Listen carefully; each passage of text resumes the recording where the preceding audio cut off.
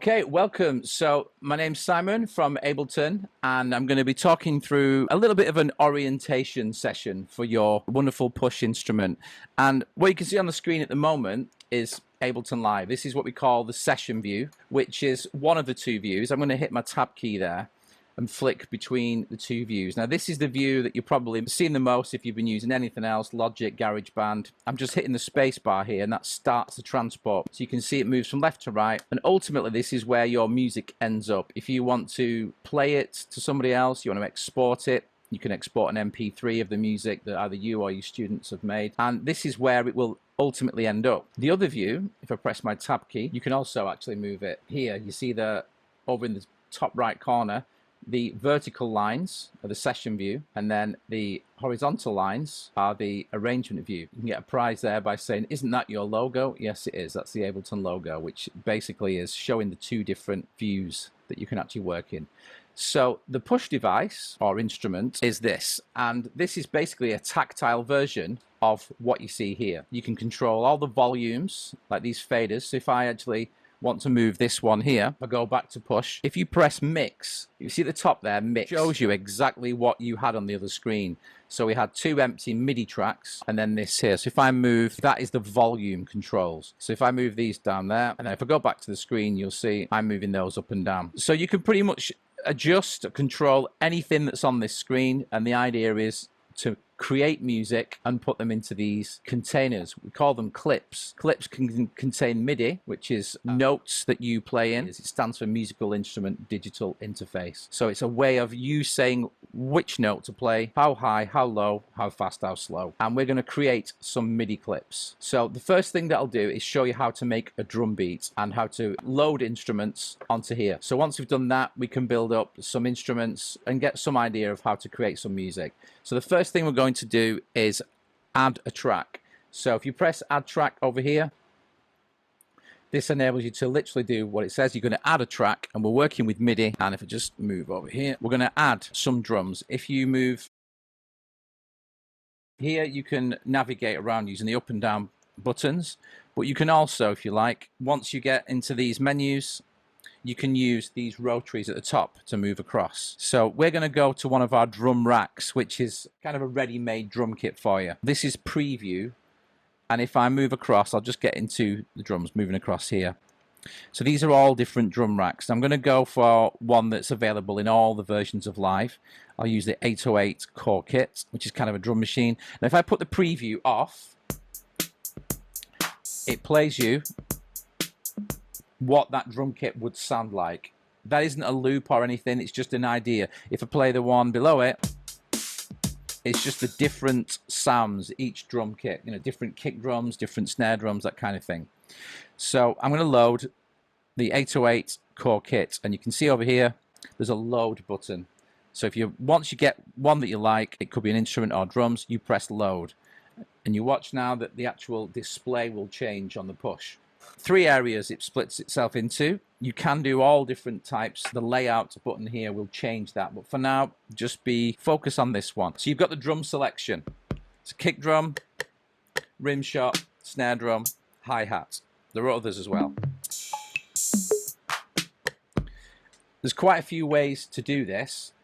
I'm going to show you the sort of easiest one your students can make the most sense of. So this is what we call a drum selection, and we'll focus on the kick drum first of all. So this is which drum you're playing. This is the sequencer that moves, and we've got it set to, if you see here, 1/16 or semi-quavers. As soon as I start drawing something in, it will automatically create a 2-bar pattern. This here is how many bars. If I actually tap this one, it's going to automatically play 1 bar. If I tap this one, it's going to move to the 2nd bar. If I tap them both together, it will play between bar 1 and bar 2. If that seems complicated, don't worry, just focus on 1 bar. So this now is 16 boxes, if you want to explain it to the students, it's 16 boxes to 1 bar. Now currently you can only see how fast it's moving. Top left, you've got the tempo.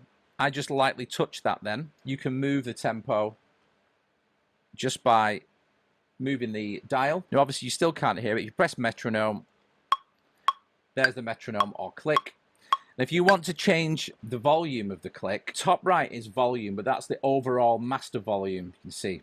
If I hold shift down, I can change what's called the cue volume. So this is what would go to headphones, or in this case, it's the actual metronome. So if I bring it right down and press play, and then pressing shift and turn the volume up, I can start to get that. Now I'm only going to use it just so I can show you where the kick is on beat 1. So kick drum, 1 bar, 16 boxes to 1 bar. Once you've got that, the students won't, they'll just jump straight on with it. But if you know what's actually happening, you'll find it easier. So I'm going to draw a kick on beat 1, and I'm going to turn the metronome off because we know what 1 is now. So if you're actually working with students to make any kind of drum beat, one tip for you is to get them to start off by have a kick drum on beat 1, because then they've always got some sort of foundation. You can, obviously not all music starts with a kick on beat 1, but it's a good start for most styles. So there's the kick drum. So if I go for the next one, the next strong beat on beat 2, so the concept really quite easy. You press, it plays, you press it again, it takes it out. So if I was to show you what that looks like on a piano roll, if I just go back to live and double click, you see it's created this clip now. If I double click here, this is what it looks like. So if I press play now, you can see that's what it looks like on there. If I go back, that's what it looks like here, because it's on 2 different rows.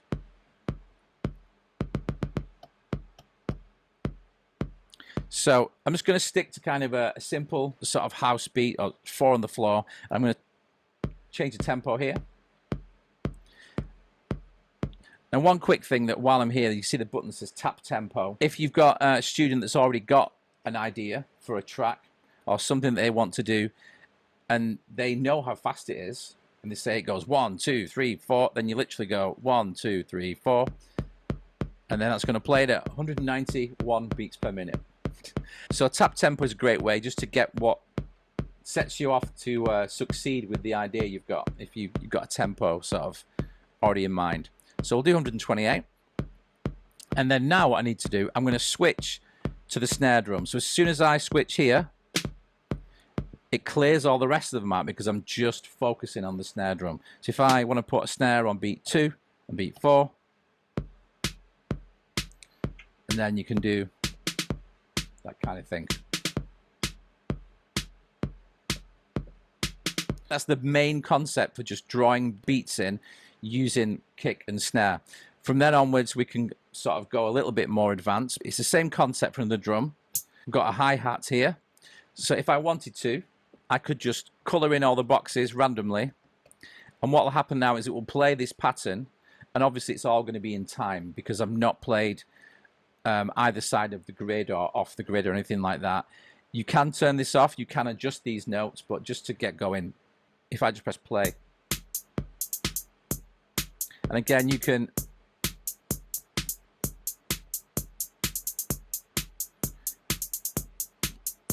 so if you do it that way, you can't play out of time. You can only make sort of decisions. If you wanted to do it only on the off beats, you can just build it up and just play like that, or just color them in. Another way of doing it is if you can actually hit record, and if I press play and you want to sort of overdub and just play, now I can actually play the hi-hat,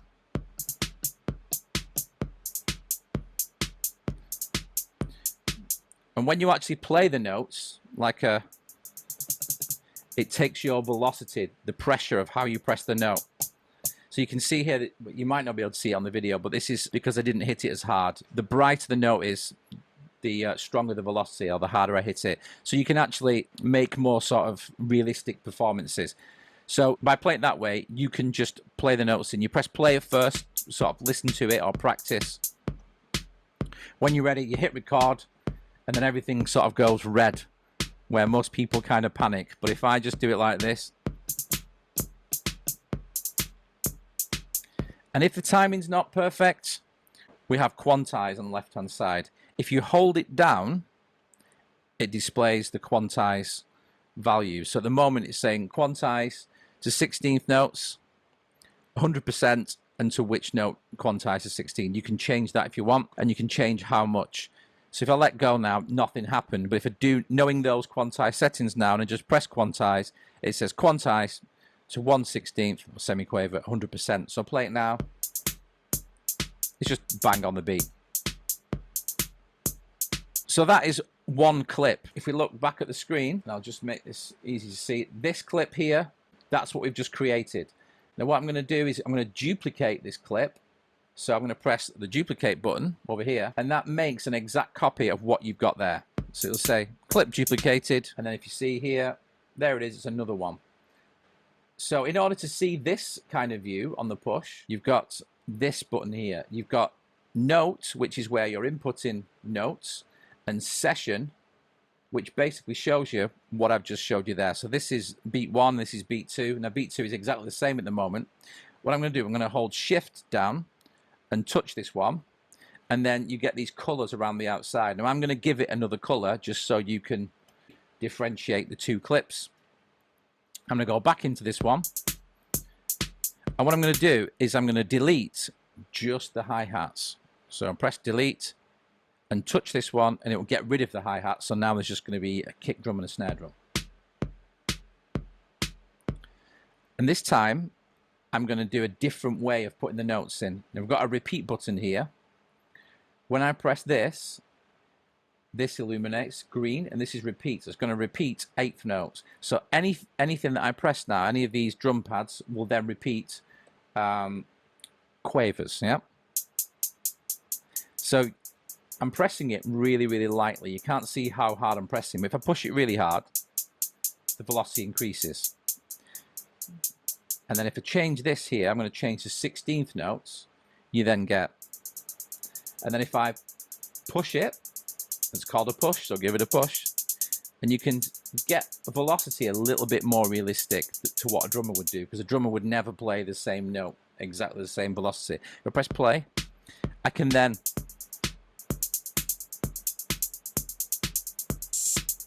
and then I just moved up to the other open hi-hat there.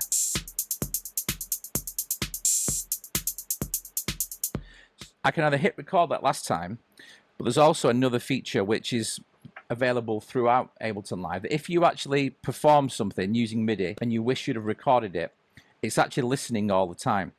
So if I go back to the program screen, there's actually a button up here called capture.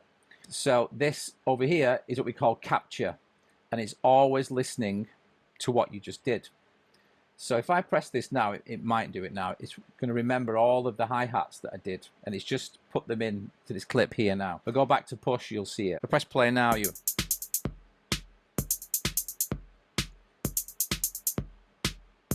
I'm going to undo that. So undo, we all know what delete and undo. Undo is the equivalent of Command Z or Control Z on your computer. Undo the next thing.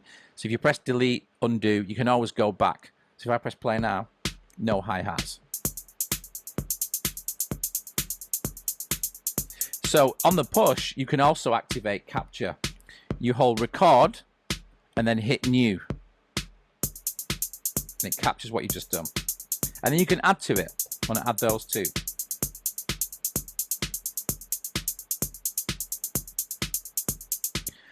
So that's just one way to make a beat really quickly. Once you've got that, if you don't like the actual sound, if you press browse, I'm on this 808 core drum kit. If I press browse, it'll take me back to all those. And just as a contrast, I'll load a different kit. So same beat, different kit. And then again, if I think, oh, I wish I hadn't done that, I want to go back. Undo should take me back. So remember at the beginning I said to you, if you ever get a little confused about what's going on up here, because I'm selecting the channels here. Again, if it ever gets confusing, if you just press mix, that just makes it so you just got the volumes all across the top. So that's the volume of these drums now. So bring it in. here, if you want to know what everything does, the bottom left, if you open this here, you get the info view. So everything that you go over will actually help you on your way. And you can get to that as well, whether it's Mac or PC. Shift and question mark will open and hide that. So just think question, how do I? Hit shift and it'll tell you. So at this point, the best thing to do is experiment with it. If you watch this video back and if you just follow those things, add a track, browse, find a drum kit, experiment with each drum and try and sequence it. Try with 1-bar pattern at first and then build up. You can either record, draw it in, use the repeat button. You can press record and then new, which will capture what you've just done. It's just kind of a way of whatever feels best for you. And then if you can show your students, probably the first one, just draw it in. And then the ones who kind of are quite comfortable recording, hit record, try that kind of idea. And the idea is if they do something good, duplicate it, because then you actually get it and it'll back it up. You've already got it. If you look at what we did before, you get it. You can duplicate as many times as you want. Undo is your friend as well. And obviously delete, undo. So the next thing you would do is we're going to add another track. So if I press play, that was the first one. We'll go back to session. I'm going to go here. And then I'm going to go back to note, but this time I'm going to add another track. So stop it so you can see what I do. I add track, but this time I want to add an instrument. So let's go MIDI, instrument. I'm going to add a bass line. So go to bass. And again, if I turn preview on, all these different bass sounds. But I'm going to go for something like an electric bass and load it. And then you probably noticed already that the layout of the push changes. So this now is in note mode. It's not drum, it's more of an instrument mode. So you should be able to see the difference in the colors. So these, you've probably guessed, you're all super musicians. This is the root note, or tonic. And if you watch here, the actual color is kind of a lime green. But if I move from left to right, I get here and it lights up green. Now this is another place to play the same note. So if I go like this, I could also go, but I could also go. So if you played an instrument before, which most of you will have, you'll kind of have your own idea of the way that you travel about on your instrument. Students who've never played before will just have a go. In its current sort of setting, you can't play a wrong note. This is the equivalent now playing in C major. You can't play a wrong note. So if you were jamming in some kind of improvised situation, it can help with confidence because you can't play a wrong note. You just got to focus on rhythm. If I press scale, you see it lights up. You've got all the keys across the top. This goes C, G, D, cycle fifths across there. And then you can then choose what scale you want the pads to light up. Now, if you have it in key, it will play C. So say we went, I'm just, because it's kind of a bass, and I'm thinking like a bass guitar, I'm going to go the key of E, and I'm going to go E minor. So E minor, G major, same. And what this does now, it's changed those notes. So the lowest note here is now an E. I can change the octave button here to get an extra low note. So that will be now the notes of E minor.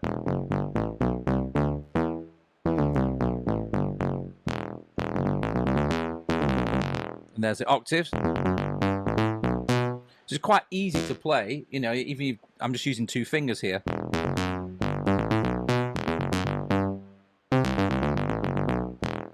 And then you can obviously work out and show the students sort of patterns like this, for example. And it obviously is transferable. It's like a guitar. If I take it out of the in key, it's still going to light up with E minor, but you will see all the chromatic notes as well. So you've still got the octaves, which spread out further. And you can see the top left, it's in fourths. So that's the interval. You can change it. I prefer it like this because if you've played, I'm a guitarist first and foremost, but if you're a bass player, even better, you can kind of see that there is the E minor scale. and also pentatonic, blues scale.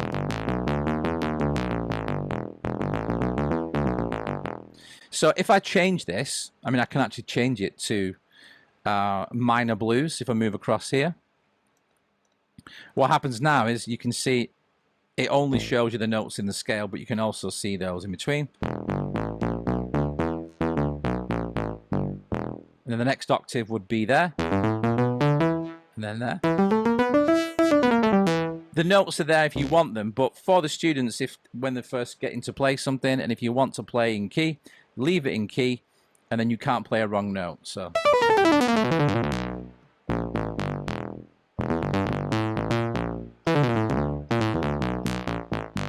And you've also got a pitch bend on here.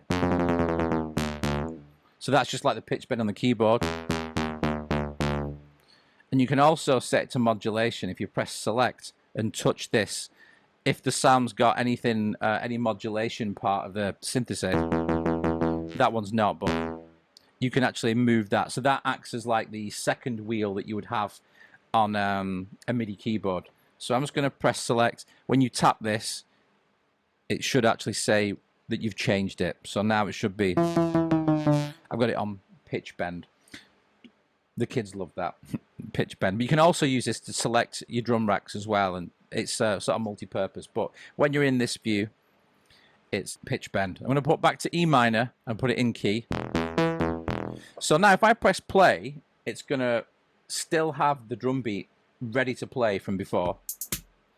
I'm going to change the volume, press mix, just pump the volume slightly. So now, there's a lot of things I can do with the bass. I can either jam around to it. I can use the repeat, just like before, if I do this. So, 8th note.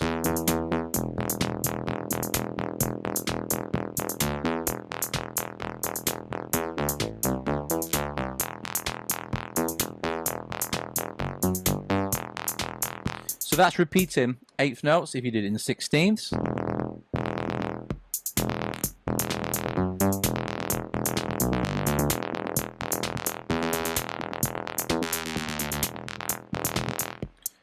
So if we were in a more classroom type situation, I'd say to you, I wish I'd have recorded that, what do I do? And then you're all going to say, capture. So if I press record, and hold it down and press new,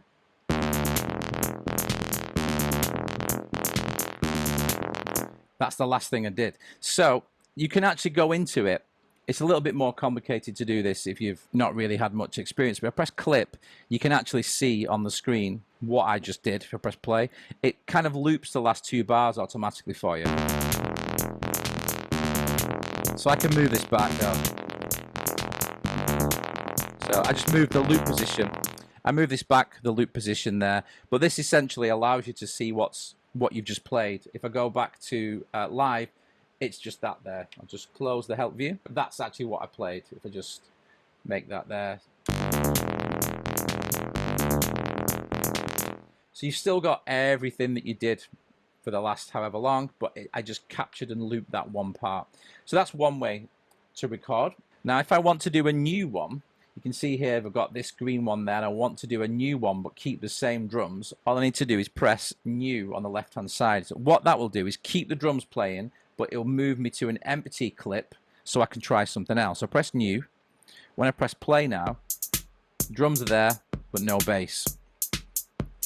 If I just press record now, it would just start recording and I could play a bass line, and when I finished, hit record and it would stop at the end of the next bar and play it all back. That's okay, but you end up with sort of really long pieces of like music to form a clip. But if you try and kind of think a little bit more, let's make a 2-bar pattern or a 4-bar pattern, or use the method I just showed you, what you can do is you can do this fixed length. If you do fixed length, if I hold it down, you can see how long it is. You can have a 2-bar, a 4-bar, 1-bar. So I'm going to leave it on 2. And what will happen is if I hit record whilst this is pressed, and it'll flash there saying fixed length on. If I hit record, it's going to create a 2-bar pattern. If you look at the top there, you can see it's 2 bars, and now I could practice filling that in. So if I take the record off, it's still going to play. So I could play with the repeat on, for example. In fact, no, I'll turn the repeat off so you can hear what I'm doing. So I think, well, that's okay. I'm going to go for that. So if I hit record now, and then let go, it's just going to play it back to me. So I'm going to keep that. And if you remember from before, I said duplicate, duplicate, duplicate. So if I hit duplicate now, you've kind of banked that one. But now I can add to this one. And I'm going to add with some repeated notes on the high octave.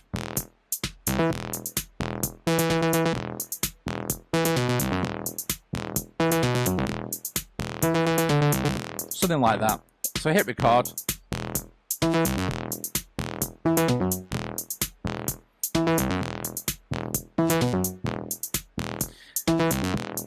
I mean, it's okay.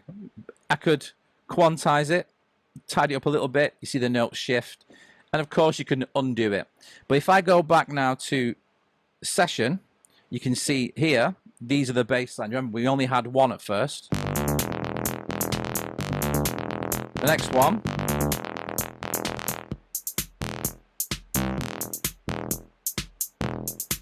And then the other one.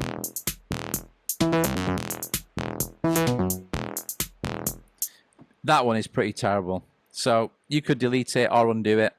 If I hold delete actually, and then just tap this one, it will just delete that one. So, and then to go back to the notes, I'm on here. So I could build that up again. And what have we got there? We'll just do that one.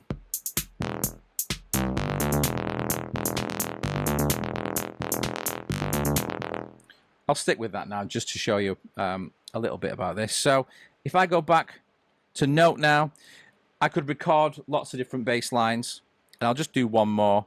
I'll try the fixed length thing again. So this time, if I wanted to make it a 4-bar pattern, if I hold fixed length down, choose 4 bars.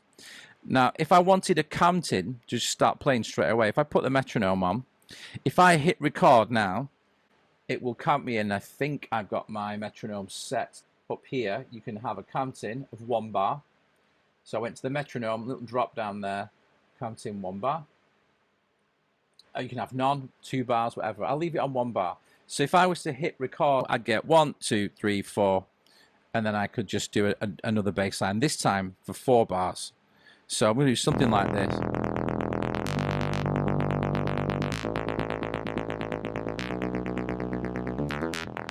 I'll try something like that, yeah? So if I hit record, 2, 3, 4.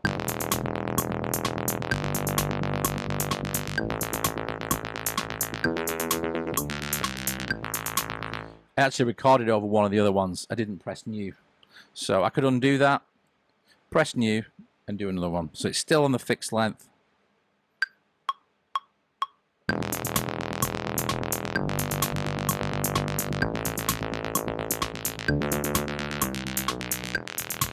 And then it just starts playing it back to you.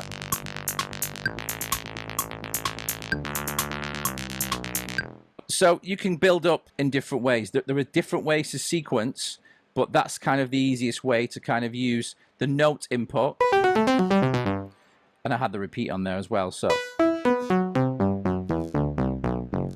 students tend to find their own way around, their own little ways of doing stuff. So if I just add one more instrument, I'll show you how it's like with chords, because so far we've just dealt with individual melodies. So I'll just move on to chords. So if I add track, again, this time I'm going to add an instrument, and we just want something that is piano or keys or something like that. And I'm going to use a grand piano. I just want the normal grand piano. So there you go. Press load. So this time, push looks like this, exactly the same, but I can play chords a bit better. So we are in the key of E minor, but I won't get too complicated with the kind of the chords that it spells out. So it's enharmonic. So obviously if you start on chord 1 and so forth, I mean technically I'm starting on chord 6, but let's not get into that one. But basically if I could change it back to C minor, but I'll stay with this. You've still got the root here. You can still do your pitch dive. And what happens is, like before when I explained, you go like this. You can see the green pad is another place to play that note. So if I was to spell a chord out in the way that you would go up to a piano and you play a white note and you play one, miss one, play one, miss one, you get your triad if it was in C major. You can do this on here as well. But you can see you have options. So rather than use 3 fingers and 2 from one hand, 1 in the other, you get these little shapes. Now the most commonly sort of movable push shape when you have it set in key is this one. It's like a little triangle. But if you look, you could also go like this. So from the root in a diagonal, you can go like that.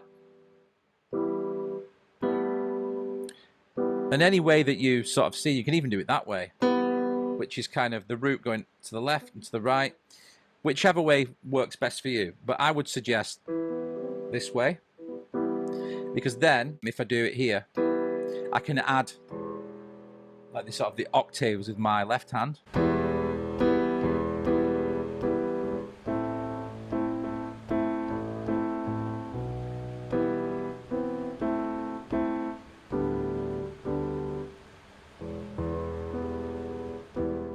You can move around, you can play the chord, you can play the octave.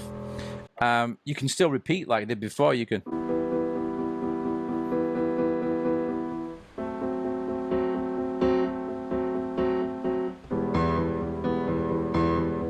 This kind of thing. And again, it's all quite dynamic. I'll take the repeat off for now though. So if you wanted to record just like we did before, I'll adjust the volume of that bass, turn the metronome off.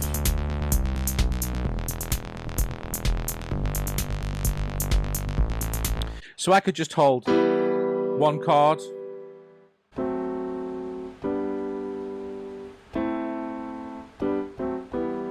something like that, and you can even overdub parts later. If you're not confident playing 2 hands, you can do all that kind of stuff. This is kind of just like before. You can actually press play and experiment to see. I just kind of went up the scale and came down again.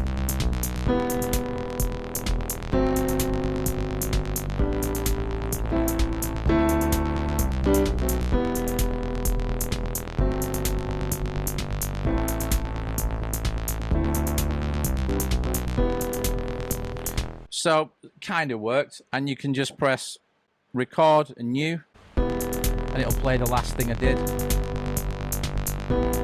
So the last 2 bars, so I can open that loop back until I get the first chord.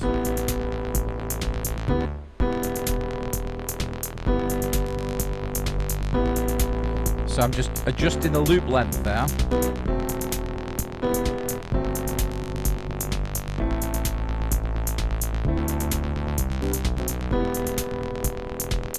I played around and then thought that would have been great if I recorded it and used the record new. You could also have the fixed length on, which you can predetermine how far. And the other one, which we didn't do before, but you can just try it in this way. I'll turn the fixed length off.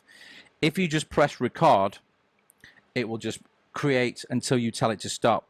So you've probably noticed already with Ableton Live that if you look on the actual screen here, at the very, very top, you've got 1 bar. Now this is what we call the global launch. And this means that if, I'll just show you on the screen while I'm here. If I press play on these drums here, if I press play on the bass line, it will only drop it on the beginning of the next bar to keep it in time. So if I'm going to go 1, 2, 3, 4, it will only drop it on the next. And the same with stopping as well. If I try and stop it, I press the stop button, it won't stop until it gets to the end of the next bar. You can adjust that. It's what our global launch. 1 bar tends to be good for when you're trying to write music, and if you're kind of doing like a live performance or something on here, you go up to here, you can press 2 bars, and that's usually good if you want to 1, 2, 1, 2, 3, 4, and then something happens, especially if you're working with other musicians in more an ensemble setting. But we can talk about that another time. So that's just a basic idea to look where things are on the push. Like for example, here now we're on one of the channels, and we're in the drum sequencer. But again, if you wanted to press mix, it'll take you up here so you can adjust the balances, and then as you select the track at the top here, whichever layout you have selected will work then for you. So if I go along there, you got the analog, which was, and then we had a piano over here. So once you get used to creating a pattern, we can duplicate, like I said before, and then you can then do some sort of arrangement with it. So the idea is you use the push to get the ideas going. If you then want to record it onto the timeline, so if I go back to, this is our session view, which I mentioned before, and then if I hit tab, currently this is empty. Now I've not spent much time on actually creating some decent music for you, which is a shame, I know. But if I go back to here, what I can do is if I hit record up here, or you can press shift and record on the push, I can record whatever I do here will end up here on the timeline. So I'm just going to do that just so you can see what would happen. So I'll go back to push and go back to my session view. So I've clicked session here. So this is basically what you could see on the screen before. If I press shift and record, everything that I trigger on here then will be recorded onto the other screen. So it's going to give me a 4 count when I press this, and let's just see what it's like. So you can see, so it's recording from now. Go back to here. So everything I do, change the different drum beat without the hi-hats.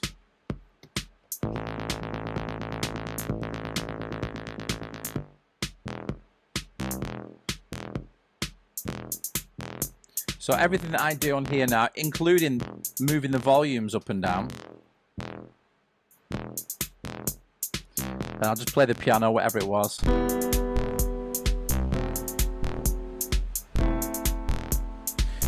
So what I'm doing now, if I just switch back to live, it's recording it on the screen here.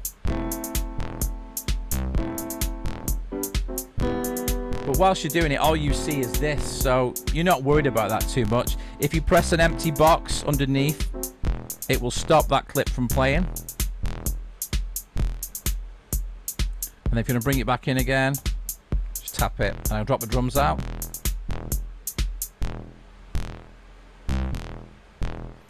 And I've just stopped it here. If we go back to live again, that's basically what was recorded. So it's got like a sort of veil over the top of it, because what it's actually thinking is that you're still playing here, because you've got clips selected. If I press spacebar now, it would just carry on playing what we had.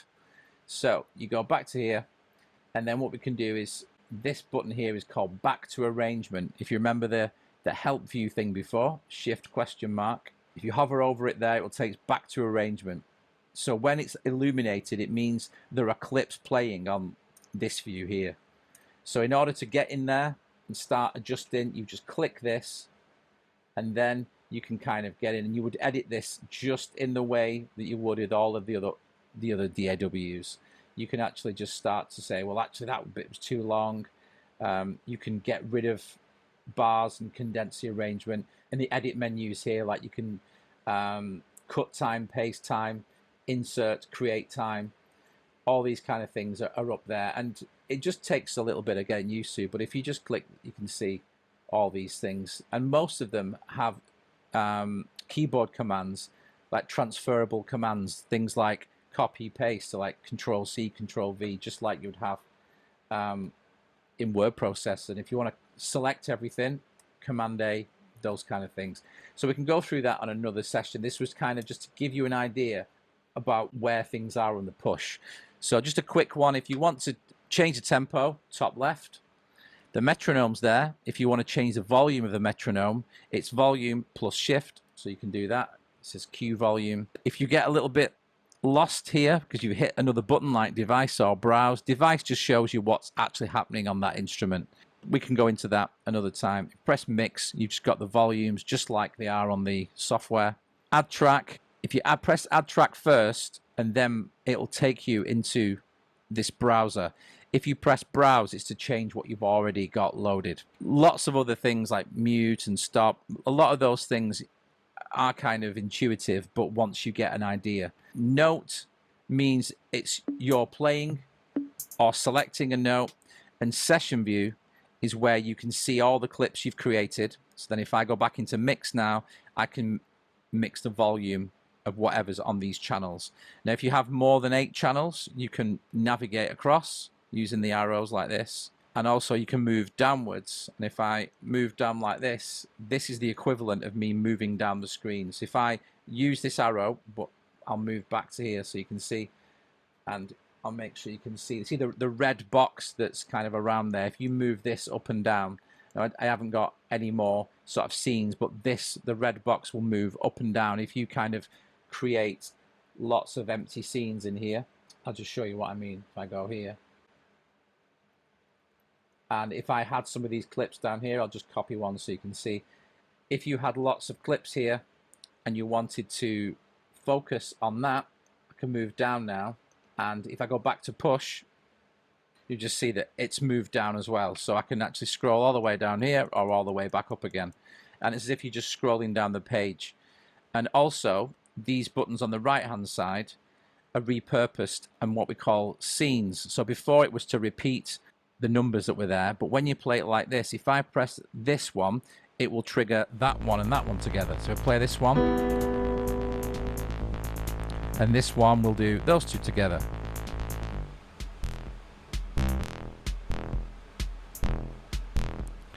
So there's lots to go at there, and hopefully this just gives you an idea of what you can and can't do. There's more that you can than you can't. And I would recommend looking at some of the videos that Ewan's put links to. And there are some videos on the Ableton website that sort of explain all the little layouts and different features, because there's so much you can do, but I didn't want to just kind of throw everything at you. So hopefully that's a good start for you, more of an orientation of what it is. But the main concept as well, if you explain it to anybody else, is that this is a tactile version of the session view, which is this. And it's actually less complicated. I'm going to hide things here, but that's the volume. This is like turning channels on and off that we were doing just before by selecting it. And if I move on the push, you'll see the focus changes. So I've selected the drums on the push, and it just moves each channel across. So you just need to actually have a go. So hopefully that gives you an idea. Always here to help you out. Just keep looking at the resources page that will exist very soon on the Lancashire Music Service webpage. I hope it's okay. Any questions, forward them to Ben or to me, and hopefully we can help you out.